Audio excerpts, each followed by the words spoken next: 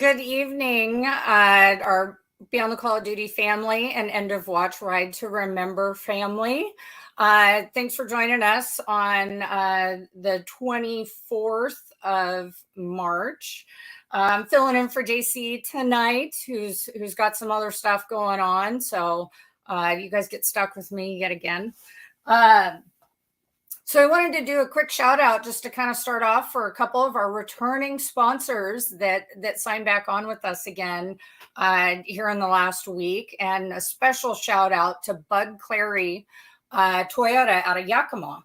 They have graciously returned for yet another year of sponsorship and helping to make sure that we can keep remembering these officers and their families and their departments. The other that was wonderful is Yolks. There we go, Yolks Fresh Market. They've got quite a few locations in Idaho, Washington. They're an amazing grocery store. I just visited. We don't have any by where I am, but we just visited them here a couple of weeks ago when I was over in Spokane and visited their Liberty Lake location, and it was amazing. So huge appreciation to both Yolks and Bud Clary for coming back again for year 4. We appreciate it beyond words.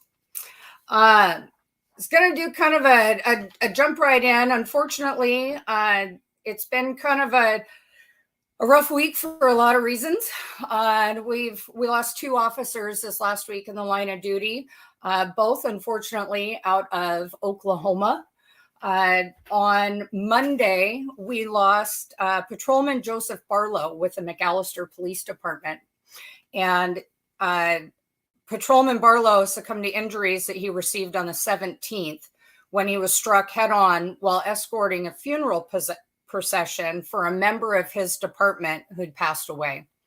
The procession was traveling on Highway 75 near 151st in Glenpool when the pickup truck crossed the center line and struck his patrol car head-on. He was transported to a local hospital where he succumbed to his injuries 3 days later, so on the 20th. The driver of the truck was thankfully arrested and charged with causing an accident without carrying a driver's license, reckless driving, and causing great bodily injury. And then they added first-degree manslaughter after Patrolman Barlow passed away. Patrolman Barlow was a United States Army veteran, and he'd served with the McAllister Police Department for just over a year.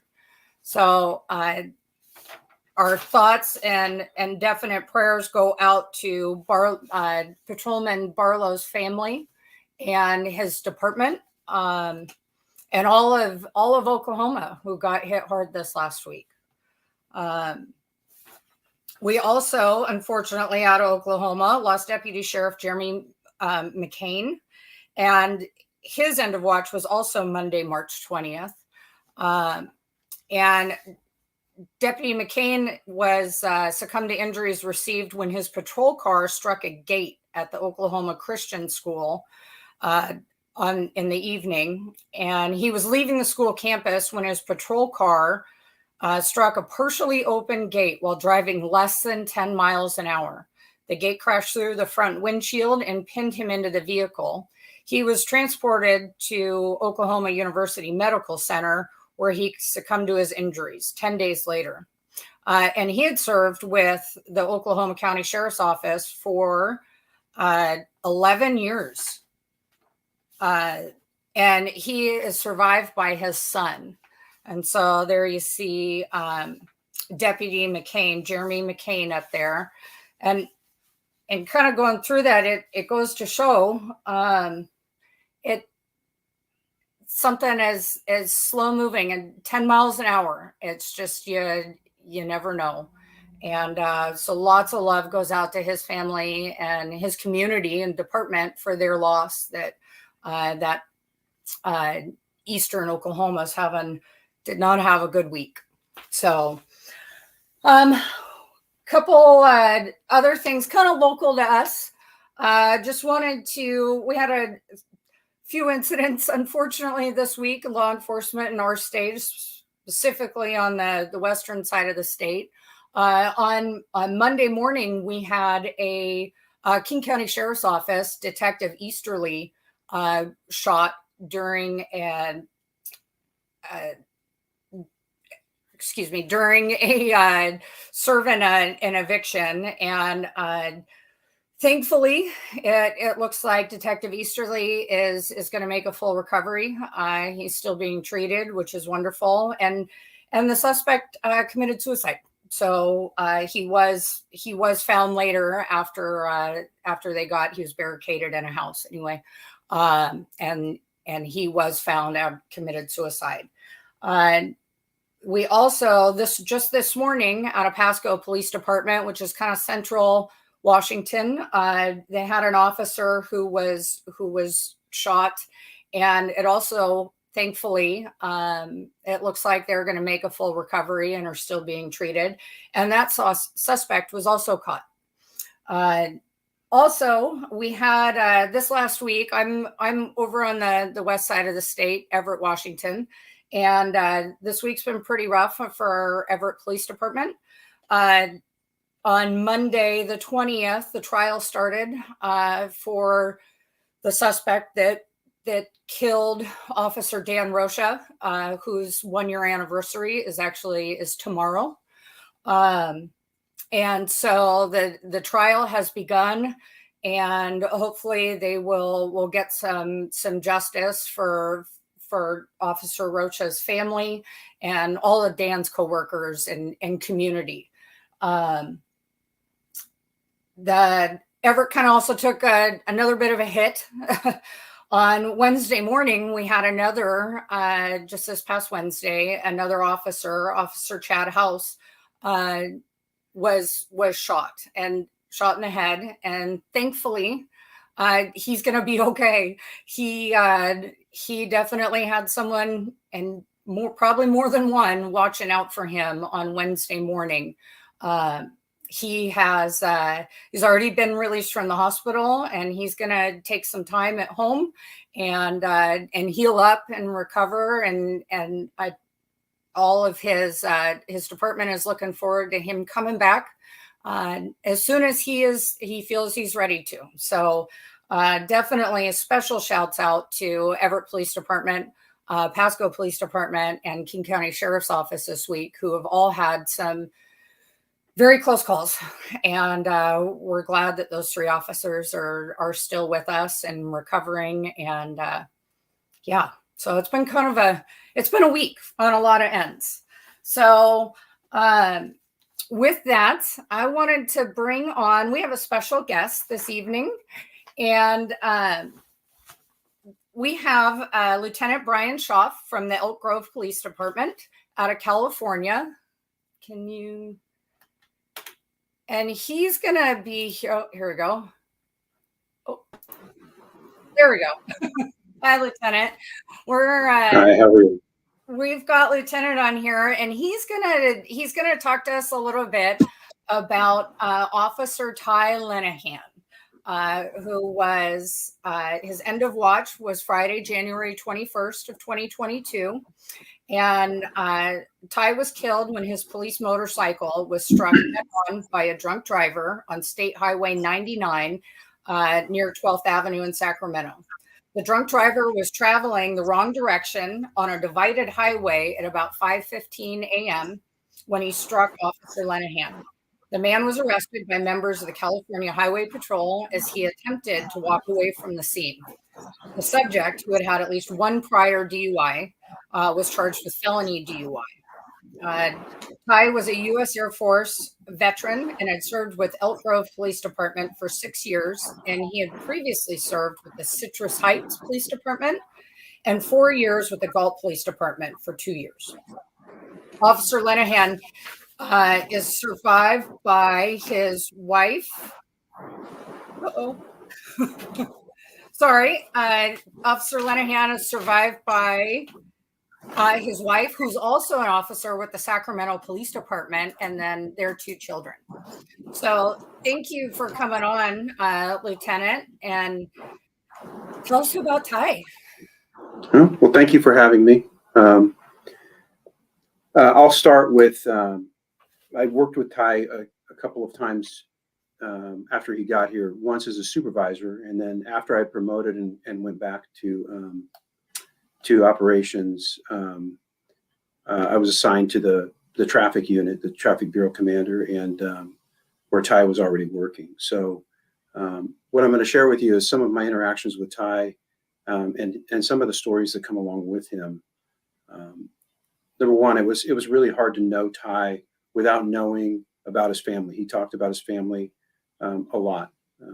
He talked about his parents. He talked about his wife, his kids. It was also very evident that he was a man of faith. He carried that with him wherever he went, and his service to not only the community but to his peers here was rooted in some of his beliefs. And so I saw that early on in his patrol when I was working patrol and as a supervisor. We had some talks, and he, I knew a little bit about his extended family, having never met them, but just he was so proud and shared a lot of that stuff with us. But I think some of the funny stories that come along with Ty are really about his service and the type of person he was. He always had a smile. It was hard not to smile when you talked to him and started having a conversation with him. He was a very curious person, so he was always getting into things. And there's a picture of him running. He actually started running while I knew him, and then started running marathons. That wasn't his. That wasn't something he had talked about very much. And then all of a sudden, I talked to him one day, and he said he was running a marathon. And like, wow, okay. The other thing is barbecue, smoking. He started doing that, and then he went out and wanted to learn how to build his own smoker.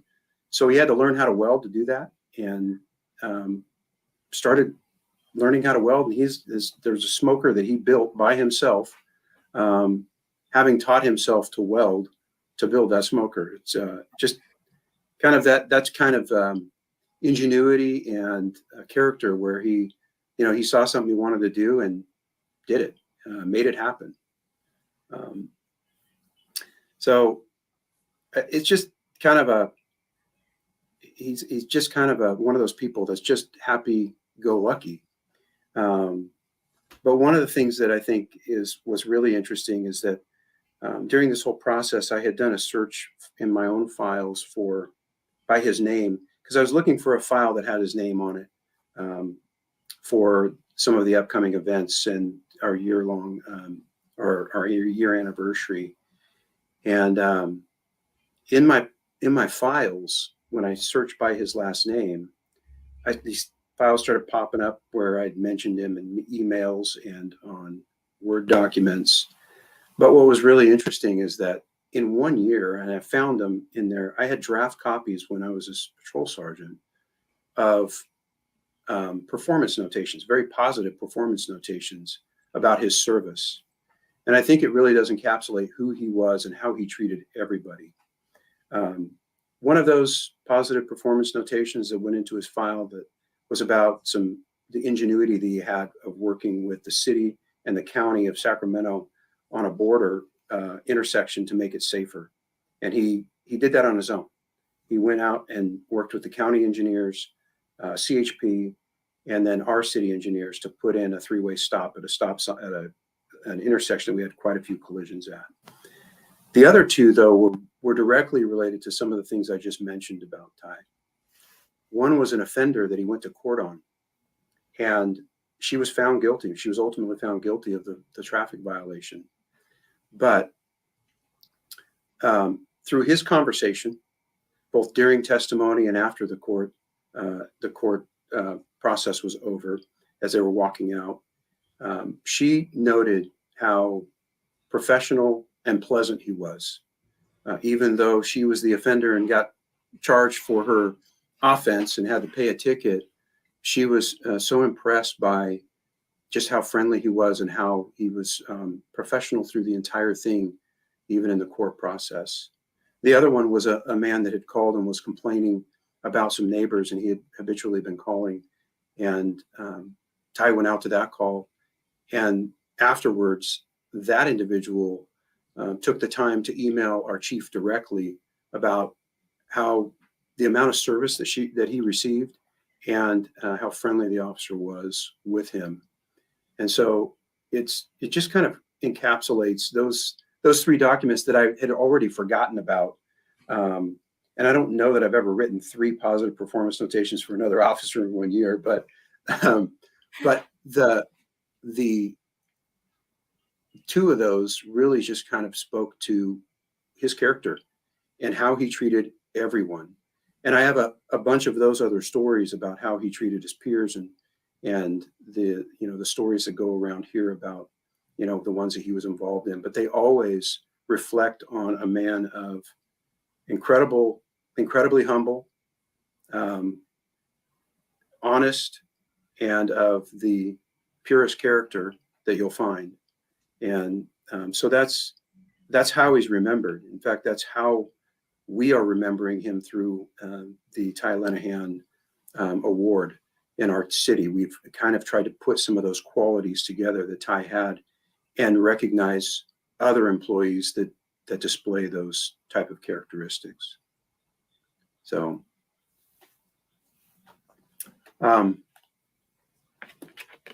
you mentioned his Air Force service. One of his goals when he retired was because he was a structural engineer, and he had talked about getting his pilot's license once he retired, and kind of going back to where he started in the Air Force. So, wow. So as a structural engineer, there's got to be an interesting story on how he came into law enforcement from from the Air Force to structural engineering to law enforcement. Yeah, and honestly, I don't know what drove him into law enforcement. I think it's, knowing how he treated people and how he served. It's got to be the service aspect. For years before he went into the academy, he was worked with his dad as an electrician, and they did. In fact, at one point we were talking about that, and he was naming off some of the commercial buildings that he had done the wiring in and the electricity for those buildings. And I don't remember which ones they are now, but yeah, you're right. I think there was something that drove him towards that service that he maintained throughout his career. And that service was evident in the way that he treated everybody, whether he was talking to you as a victim, or whether he was testifying against you in court, or whether he was taking you to jail. He just treated everybody with the utmost dignity and respect. That definitely says a lot about your core being when you have people that you're testifying against, and subjects that are coming back and saying thank you, and he was professional, and and I get it, he was nice the whole way, but that's definitely that speaks to his core himself. So it sounds like he definitely ended up in the right place, being in service between the Air Force and law enforcement. It sounds like he did what he was called to do, for sure. Yeah. And he had worked with Galt as a motor officer for a while, and then we have a little bit bigger team here, and that was one of his passions is traffic enforcement, and I saw that in patrol. But he really, he achieved the goals that he wanted to achieve, got to motors, and excellent motor officer, doing everything from the education to the enforcement. I think Chris, we showed a little picture. Here's so we'll forgive him a little bit for the whole Indian thing.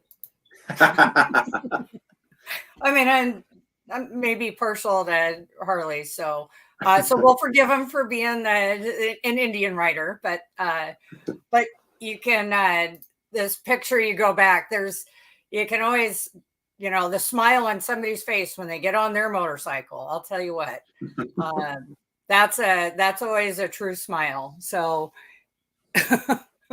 well, even though it's an Indian, we love to see it.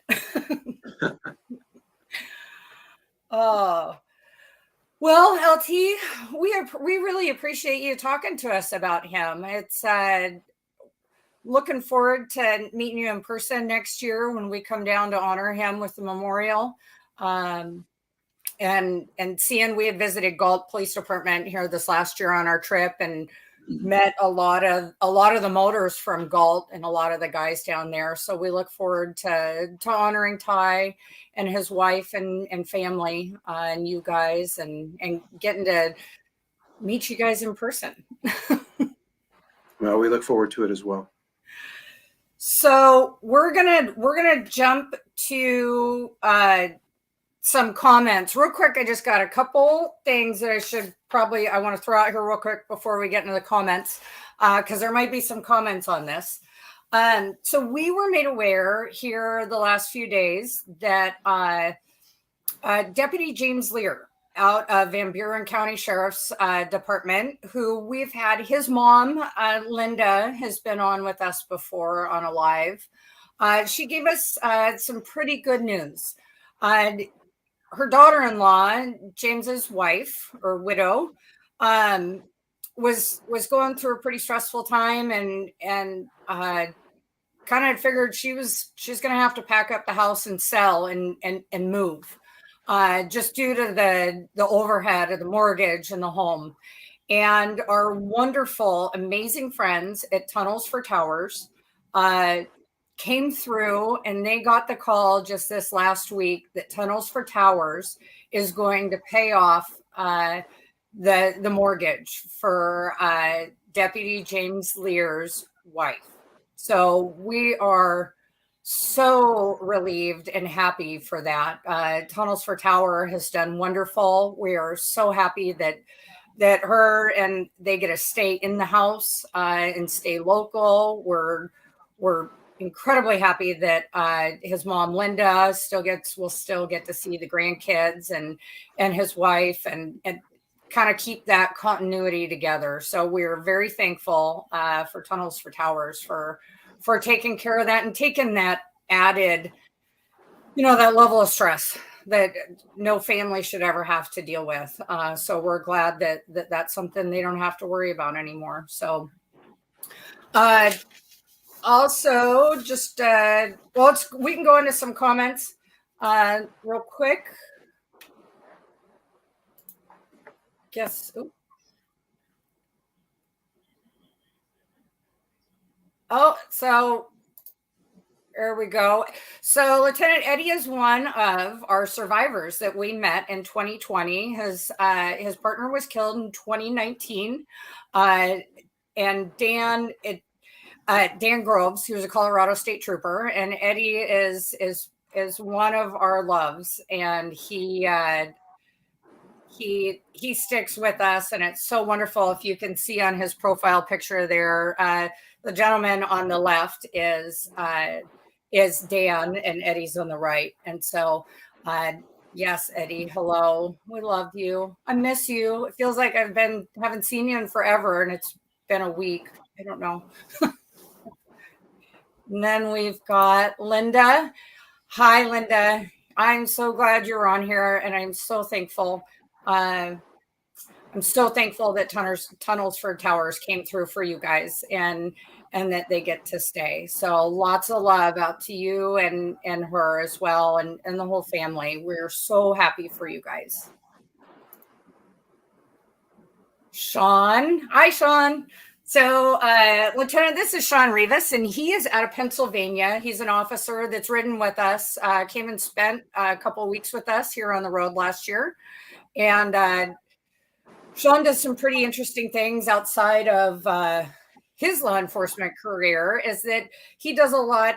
He collects the pop tops for Ronald McDonald House. And so, Sean, I have a huge pile of pop tops stacking up in a bowl on my windowsill in the kitchen for you. So they will be coming to you before you guys ship off at the end of summer. And we have Kelly. Hi, Kelly.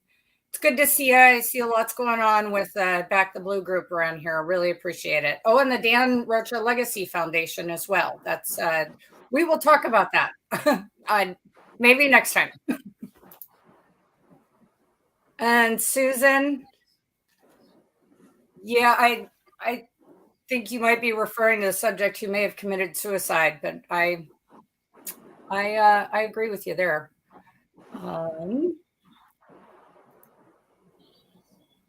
Oh, Kelly's saying hi to Chris and Bax. We got a lot to talk to each other. We've created these relationships and people meet.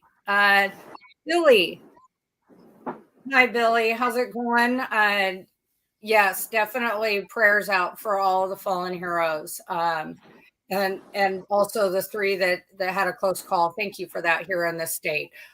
Billy is a pretty amazing guy. He is out of Atlanta and he works for Delta Airlines and he does the Delta Honor Guard. So they do some pretty amazing things that any veteran, law enforcement, any death that comes through when they're transporting, these guys and their honor guard do an amazing thing, and of documenting and treating these heroes with the respect that they deserve.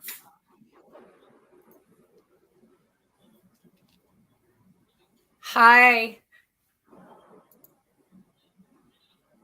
Hey, Jorge, love you. Give love to Dottie.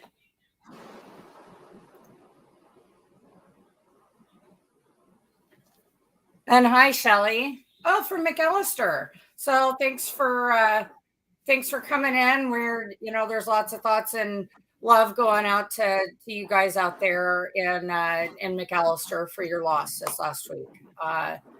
Lots going on. So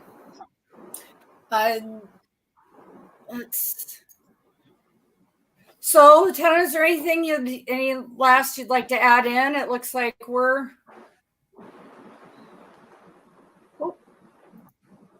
there we go. We appreciate you coming on. Well, thank you for having me, and thanks for doing what you do and honoring our fallen. Definitely. Let me get back to, we will definitely, keep Ty in our thoughts and his wife and you guys, and love these pictures. I love the running. I don't know how anyone smiles while running a marathon. I don't understand that, but you can see in all these photos that you guys have shared that smile. That definitely that smile, maybe not in that picture as much, but oh, she's a cutie though. Oh, yeah, you can definitely see that smile. So we appreciate you guys for sharing those, and we'll look forward to seeing you next year. Thank you. We look forward to seeing you as well. All right. Thanks, Lieutenant. We'll see you soon. All right. Take care. Okay, so that was wonderful to hear a little bit about Ty and his family and the lieutenant. A couple other things as we wanted to show you. So we visited the Las Vegas Metro Police Department. So this is put on by the Injured Police Officers Fund out of Las Vegas, and there's a car show coming up, and it is this Saturday. So it's tomorrow morning.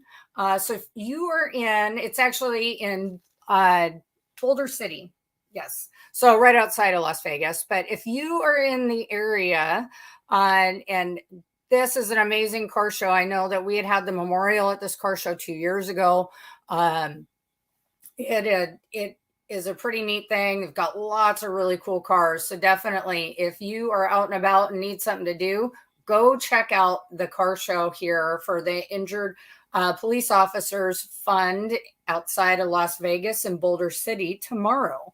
Looks like it starts at 10 a.m. They got music, food, all kinds of car competition. So it'll be a neat thing. And last but not least, of course, I want to show everyone our beautiful 2020 Pan America. this is our raffle this year. And so the tickets are $25 a piece. We'll be doing the drawing on September 16th of this year, 2023, at Lone Wolf Harley Davidson at 5 p.m. And this is the actual motorcycle. So you can see that the bike's got a few upgrades to it for those of you that know these. This is a really cool dual sport motorcycle. And it has the aftermarket bags. It's got some aftermarket lights, upgraded skid plates. It is ready to go anytime. So looking for tickets. So currently our website is down. We're going through a little refresh and revamp. So if you are looking for tickets, you can go ahead and email us at info at eowride.org for tickets. You can send us a Facebook message. We'll get you a ticket. We've got quite a few people. Some of our previous riders and big supporters across the country have got ticket books, and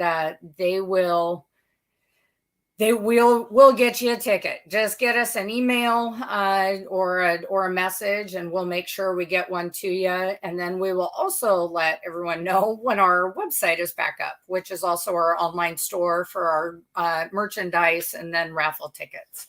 So kind of in closing, not last, I shouldn't say. Let me see. I think we've got another picture up here that's,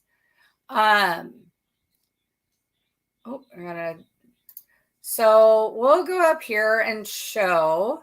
So 3 years ago on this date in 2020, Washington State Patrolman Trooper Justin Schopf was struck and killed by a fleeing vehicle while attempting to deploy stop sticks during a vehicle pursuit along a Chehalis in southwestern Washington. Schopf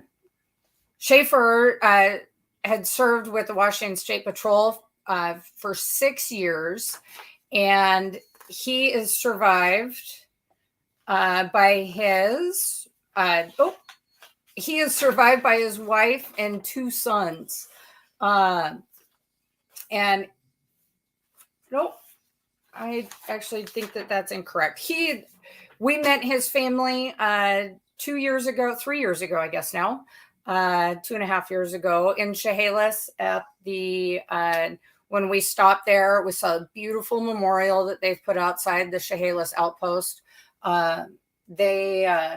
It was pretty amazing. They did a great job in remembering Justin and honoring him, and we want to remember him also and give lots of love out to his family who were going through and I'm sure struggling with his 3-year anniversary. So lots of love out to the Schopf family and the Washington State Patrol troopers down there across the state, and especially in Chehalis. I'm trying to find. We got one last sponsor I want to give a shout out to. Phoenix Protective Corporation, of course, is our diamond sponsor, who we could not do any of this without them. And lots of love out to them. If you are looking for any type of security services, armed, unarmed, corporate investigations, executive protection, canines, whatever it may be, please definitely give Phoenix Protective Corporation a look. They have offices in Alaska, Washington, Idaho, Montana, work out of Oregon. They're all over, and so they would love to help you out. Give them a shout, and if you need any type of security services, PPC would be more than happy to help you out. So I think that's about it for tonight. Happy Friday. Hopefully we've got some icky rainy weather here, so please be careful out on the road. Don't drink and drive. Don't text and drive. If you see law enforcement or emergency vehicle or anyone for that matter pulled over on the side of the road, get out of the way. Give them some room. move over a lane, slow down, give them all the space that they need. You don't know what's going on over there. Yeah, so we will hopefully, Shaw will be back with you guys next week, and we will see you soon.